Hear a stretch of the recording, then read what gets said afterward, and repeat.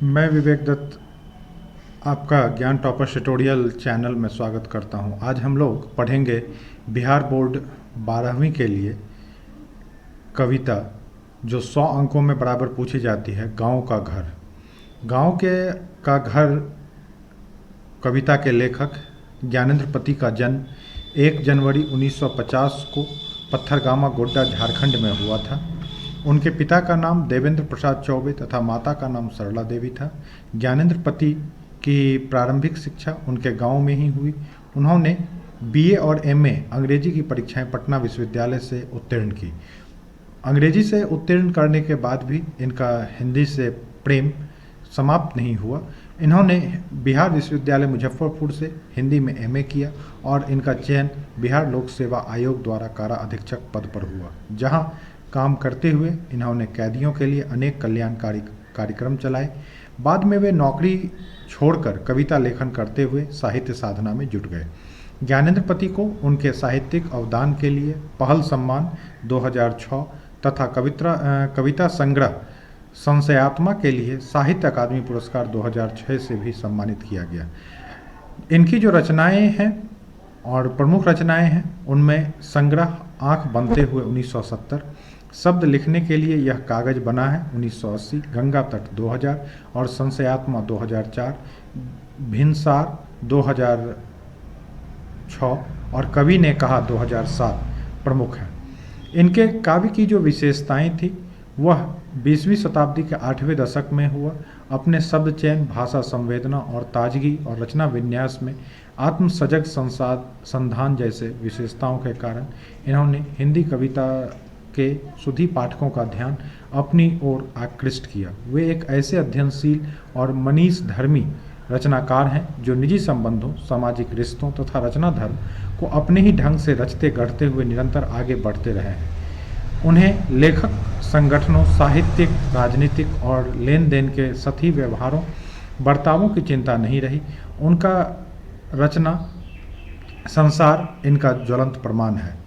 कविता का सारांश इस रूप में गांव के घर में किया जा सकता है, जिसमें गांव के घर की विशिष्टता का भी चित्रण किया जाएगा। गांव के अंतःपुर के बाहर की ड्योढ़ी पर एक चौखट रखा करता है। यह चौखट वह सीमा रेखा है जिसके भीतर आने से पहले परिवार के वरिष्ठ बुजुर्गों को रुकना पड़ता है। अपनी खड़ाओं की खटपट, खड़ाऊं लकड़ी के जो चप्पल होते थे, खटपट आवाज़ से घर के अंदर की महिलाओं को अपने आने का संकेत देना पड़ता है।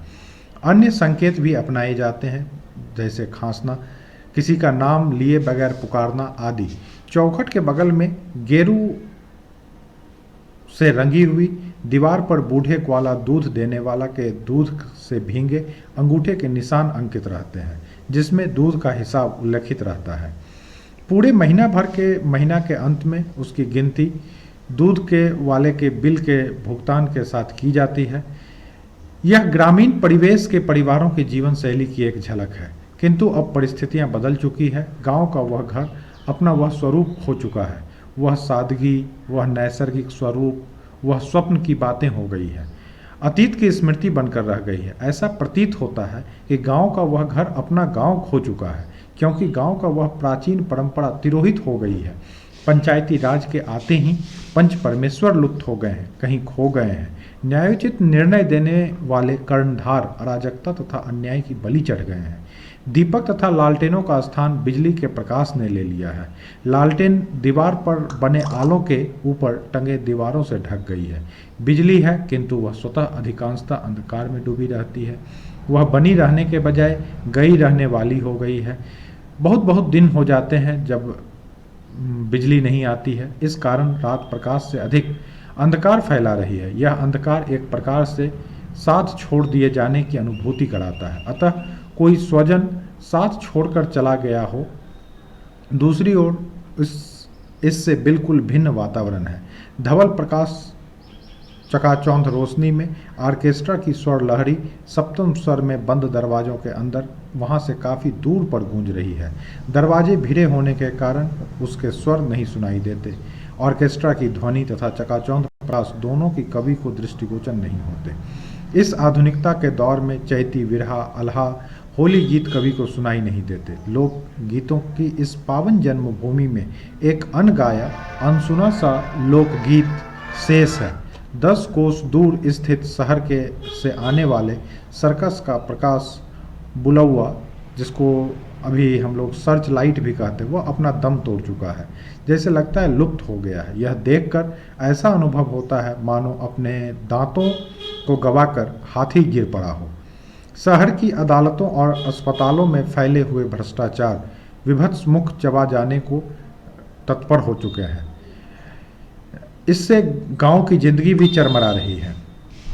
कभी कभी बच्चों परीक्षा में कविता के कुछ भागों को देकर उसका भावार्थ लिखने भी दिया जाता है। हमने जो इस कविता से कुछ भाग को लिया है, वो पहला भाग लिया है कि गांव के घर के अंतःपुर की चौखट टिकुली साटने के लिए सहजन के पेड़ से छुड़ाई हुई गोंद का गेह, वह सीमा जिसके भीतर आने से पहले खांस कर आना पड़ता था बुजुर्गों को, खड़ाऊं खटकानी पड़ती थी खबरदार की, और प्रायः तो उसके उधर ही रुकना पड़ता था। एक अदृश्य पर्दे के पार से पुकारना पड़ता था किसी को बगैर नाम लिए। अब इसका यदि व्याख्या करने के लिए दिया जाए तो आप बेहिचक जिस रूप में मैं बता रहा हूँ यहाँ वीडियो के माध्यम से, इस तरीके से आप लिखेंगे तो अधिकतम अंक प्राप्त करेंगे। तो यहाँ लिखना हम शुरू करेंगे कि प्रस्तुत पंक्तियाँ हमारी पाठ्य पुस्तक दिगंत भाग 2 के गांव का घर शीर्षक कविता से उद्धृत है। यह यथार्थवादी भावमूलक कविता के रचनाकार ज्ञानेंद्र पति जी हैं। कवि ने इस काव्यांश में गांव के घर का अति सजीव और स्वाभाविक चित्रण किया है। गांव के घर के आंतरिक भाग, जिसको अंतःपुर के रूप में यहाँ दर्शाया गया है, के बाहर की ड्योढ़ी पर एक चौखट रहा करता है। यह चौखट वह सीमा है जिसके अंदर आने से पहले बुजुर्गों को रुकना पड़ता था, अपनी खड़ाऊं खटकानी पड़ती थी घर के महिलाओं को अपने आने की सूचना देने के लिए। इसके अतिरिक्त खांसना तथा किसी का नाम लिए बिना आवाज देना, ये सब भी तरीके अपनाए जाते थे। इन पंक्तियों में कवि ग्रामीण जीवन का चित्र प्रस्तुत कर रहा है। गांव में बुजुर्गों से घर की महिलाओं की पर्दा करने की परंपरा सदैव से रही है। घर की आंतरिक भाग में जाने से पहले बुजुर्गों को चौखट के बाहर रुककर अपनी खड़ाओं की आवाज से अंदर आने का संकेत देना पड़ता था। इसके अतिरिक्त खास कर तथा बिना किसी का नाम लिए आवाज देना पड़ता था। यह सारी औपचारिकताएं गांव के जीवन का अभिन्न अंग थी। कवि ने अत्यंत कुशलता के साथ ग्रामीण जीवन का चित्रण किया है। इसी कविता का जो दूसरा भाग हमने लिया है, जिसको भी हो सकता है कि इस बार की परीक्षा में भावार्थ लिखने में आपको आए, तो जिसकी तर्जनी की नोक धारण किए रहती थी सारे काम सहज शंख के चिन्ह की तरह गांव के घर की, उस चौखट के बगल में गेरू लिपि भीत पर दूध डूबे अंगूठे के छापे, उठौना दूध लाने वाले बूढ़े ग्वाला दादा के, हमारे बचपन के भाल पर दुग्ध तिलक महीने के अंत में गिने जाते एक एक कर। इसकी व्याख्या हम लोग इस रूप में प्रस्तुत करेंगे कि प्रस्तुत अवतरण हमारी पाठ्य पुस्तक दिगंत भाग 2 के गांव का घर शीर्षक कविता से उद्धृत है। इसके रचयिता यशस्वी कवि ज्ञानेंद्र पति हैं। कवि ने इन पंक्तियों में बड़े मनोवैज्ञानिक ढंग से ग्रामीण जीवन शैली का विवरण प्रस्तुत किया है। गांव के घर की उस चौखट के बगल में गेरू से लिपि पूती तथा रंगी हुई दीवार पर दूध से भींगे हुए अंगूठे के निशान हैं। कवि जो एक बालक था, उसके मस्तक पर भी दूध का तिलक लगा हुआ है। ग्वाला दादा जो घर पर दूध देते हैं, उन्हें ही दीवार पर वे निशान लगाए हैं जो महीना समाप्त होने पर गिने जाते हैं।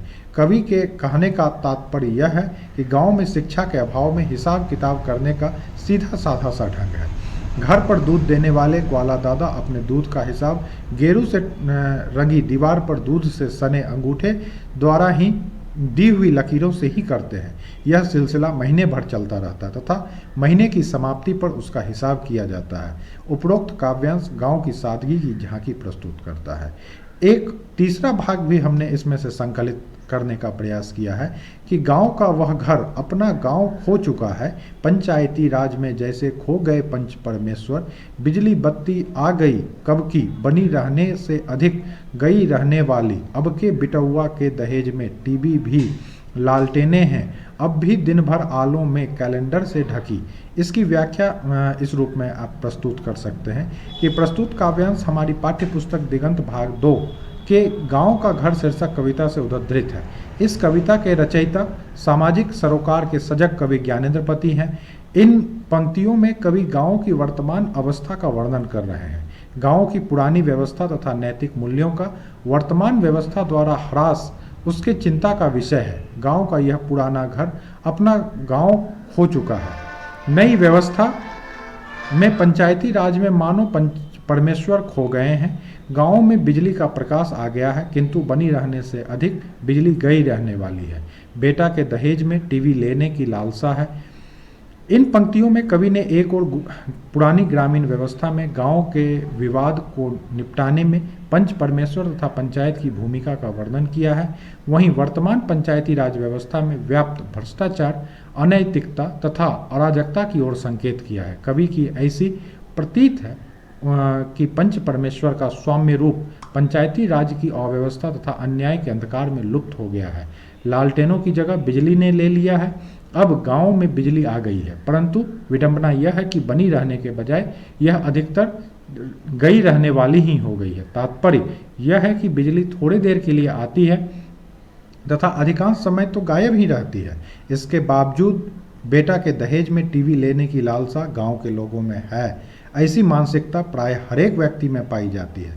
अधिकांश समय तक बिजली के गायब रहने से टीवी का समुचित उपयोग संभव नहीं है, किंतु उसके प्रति लोगों का आकर्षण यथावत है। इस दृष्टांत द्वारा कवि ने जर्जर शासन व्यवस्था की पोल खोली है।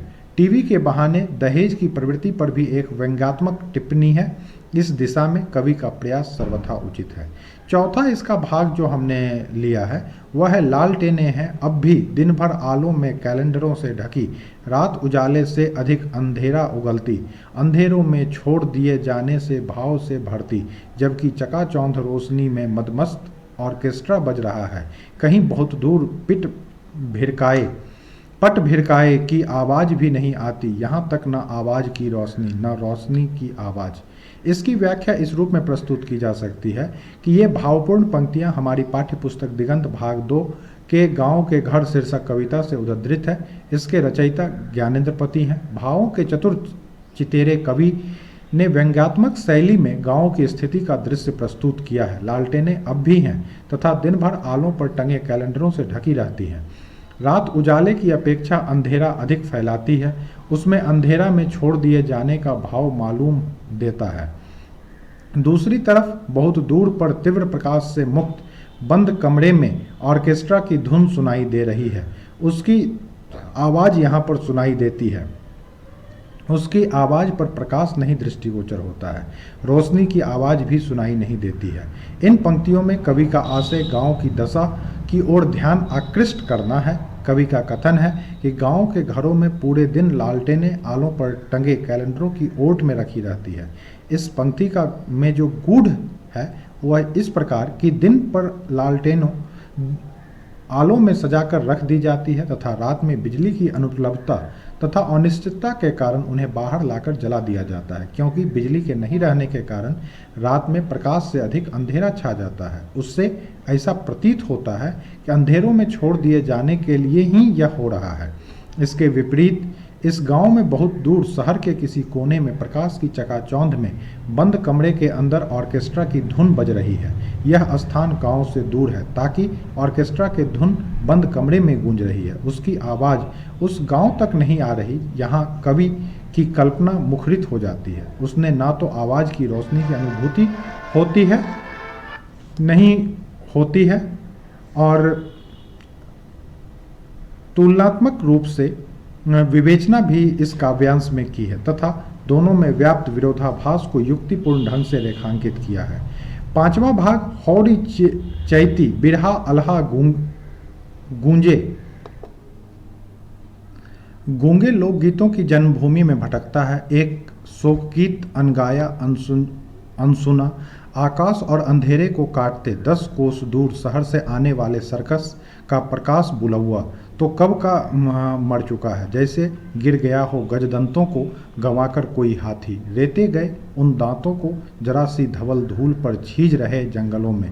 इसकी व्याख्या हम लोग इस रूप में प्रस्तुत करेंगे कि प्रस्तुत व्याख्यायी पंक्तियां हमारी पाठ्य पुस्तक दिगंत भाग 2 गांव का घर शीर्षक कविता से उद्धृत है। इसके रचनाकार ज्ञानेंद्र पति हैं। उपरोक्त पद्यांश में नई संस्कृति की चकाचौंध हमारे प्राचीन लोकगीतों के अस्तित्व पर आसन्न खतरे के प्रति कवि द्वारा क्षोभयुक्त चिंता व्यक्त की गई है। कवि को इस स्थिति में शोक गीत का एहसास होता है।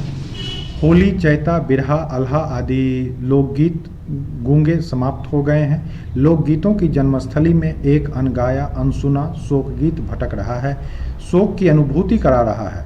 10 कोस दूर शहर में आकाश तथा अंधेरे को काटते हुए सर्कस का प्रकाश बुलौआ, जिसको सर्च लाइट कहते भी कहा जाता है, जो दृष्टिगोचर होता था, उसकी मृत्यु हुए भी काफ़ी दिन बीत गए, मानो कोई हाथी अपने दांतों को गंवाकर गिर पड़ा हो। कवि इन पंक्तियों में होली, चैता, बिरहा, अल्हा आदि लोकगीतों की दुर्गति देखकर दुखी है। उसे यह देखकर गहरा खेद हो रहा है कि आधुनिक संस्कृति ने लोकगीतों की जन्मभूमि में ही उसे मरणासन्न स्थिति में पहुंचा दिया है। उसकी इस दुर्गति पर शोक गीत द्वारा संवेदना प्रकट की जा रही है। कवि के कहने का आशय यह भी हो सकता है कि इस समय के नए गीत शोक गीत जैसे लगते हैं, जो भटकाव की स्थिति में है। कवि यह भी देख रहा है कि गांव से 10 कोस की लंबी दूरी से आकाश में अंधेरे को चीरता हुआ सर्कस का प्रकाश बुलौआ भी काफ़ी दिनों पहले मर चुका है, अर्थात अब उसका प्रकाश नहीं दिखता। वह उसी प्रकार लुप्त हो गया है जैसे अपने दोनों दांतों को गंवाकर हाथी गिर पड़ा हो। वस्तुतः प्रकाश बुलौआ शहर में सर्कस के आने की सूचना तथा भीड़ को आकृष्ट करने के उद्देश्य से प्रयुक्त किया जाता था, जिसका प्रसारण सरकार द्वारा किसी कारणवश रुकवा दिया गया। छठा जो भाग इसमें से लिया गया है वह यह कि लीलने वाले मुंह खोले शहर में बुलाते हैं बस, अदालतों और अस्पतालों के फैले फैले भी रूंधते गधाते अमित्र परिसर की जिन बुलवों से गांव के घर की रीढ़ झरझराती है। इसकी व्याख्या हम लोग इस प्रकार में प्रस्तुत करेंगे कि प्रस्तुत व्याख्यायी पंक्तियां हमारी पाठ्य पुस्तक दिगंत भाग 2 के गांव का घर शीर्षक कविता से ली गई है। इसके रचयिता ज्ञानेंद्र पति हैं। उपरोक्त काव्यांश में कवि ने ग्रामीणों की अज्ञानता, कष्टों और अभावों का वर्णन किया है। इसके साथ शहर की विकृति, अमानवीय प्रवृत्ति का उल्लेख भी किया है। शहर की अदालतों तथा अस्पतालों के निगल जाने वाले विस्तृत परिसर अपना भयानक मुंह खोलकर खड़े हैं। वे ग्रामीणों को बुलावा देकर बुला रहे हैं। इस कारण गांव के घर की रीढ़ झुरझुरा गई है, उसमें दर्द तथा ऐंठन हो रही है। कवि के कहने का गूढ़ार्थ यह है कि भोले भाले तथा मूर्ख ग्रामवासी शहर के अस्पतालों तथा अदालतों में डॉक्टरों एवं वकीलों के बुलावे तथा छल के शिकार हो रहे हैं। वहां अपना मुकदमा तथा इलाज कराने के चक्कर में उनका शोषण हो रहा है। उन परिसरों में रहने वाले अपने खूंखार मंसूबों से उनसे काफ़ी पैसे ठग रहे हैं। उनका बुलौआ अर्थात ग्रामीणों को बुलाकर ठगना सर्कस के प्रकाश बुलौआ के समान ही है। इससे गांव के लोग निस्तेज तथा दुर्बल हो गए हैं। उनकी रीढ़ झुरझुरा गई है, अर्थात वे आर्थिक दुर्व्यवस्था के शिकार हो गए हैं। सरकार का प्रकाश बुलौआ उन्हें सर्कस देखने के लिए बुलाकर उनके जेब के पैसे खर्च करता है, तो वकील तथा डॉक्टर मीठी मीठी बातें तथा झूठे आश्वासन द्वारा उन्हें आर्थिक विपन्नता से ग्रस्त कर रहे हैं। तभी तो कवि कहता है, लीलने वाले मुंह खोले शहर में बुलाते हैं बस। तो यह तो हो गई इसके भावार्थ की चर्चा। अब कुछ इसके प्रश्न जो विगत वर्षों में पूछे गए हैं या फिर इस वर्ष की परीक्षा में पूछे जाएंगे, उन प्रश्नों की ओर हम लोग ध्यान आकृष्ट करते हैं। जैसे इसका प्रश्न है, कवि चिंतित क्यों है? तो अर्थहीन गरीब होने के कारण कवि चिंतित है। अगला प्रश्न है कि गांव का घर कविता के कवि कौन है? तो ज्ञानेंद्र पति हैं। अगला प्रश्न है, गांव में अब किसकी धुनें सुनाई नहीं पड़ती है? तो लोकगीत की धुनें सुनाई नहीं देती है। अगला प्रश्न है कि गांव के स्वरूप में परिवर्तन क्यों आया है? तो इसका उत्तर इस प्रकार से दे सकते हैं कि पूंजीवाद और आर्थिक उदारीकरण के कारण गांव के स्वरूप में परिवर्तन आ गया है। यदि बड़े प्रश्न की ओर हम लोग देखें तो कवि के स्मृति में घर का चौखट इतना जीवित क्यों है?